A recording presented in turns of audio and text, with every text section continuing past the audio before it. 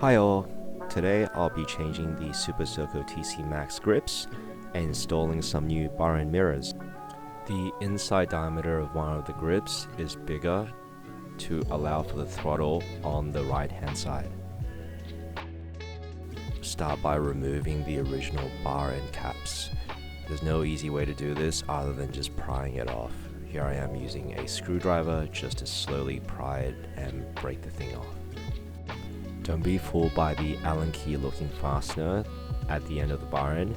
It's not actually a screw, it's just a little clip. And that's the bar end. Next, we have to remove the grip, and the easiest way is to use a Stanley knife to cut it open and pull the whole grip off. And this is the fake Allen key clip that held the bar end cap in. And now to install the new grips. It is a little harder on the throttle side. There's no real easy way of doing this, but just try to push it in as much as you can. The easiest way I found is to use the flat end screwdriver and slowly lift up the grip as I slowly push it in, move around, lift up, push in. And now onto the other side. Remove the end cap. Cut open the grip with a Stanley knife and remove.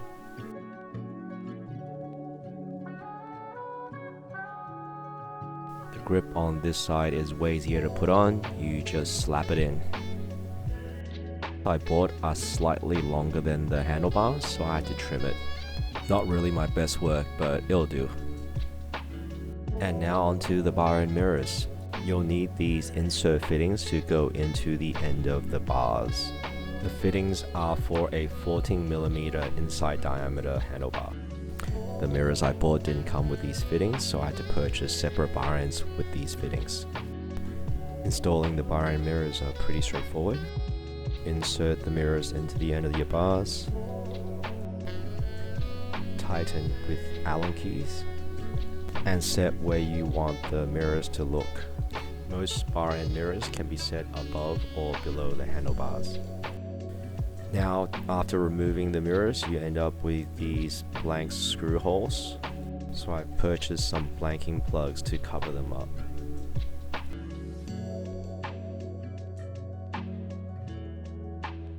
And it's done.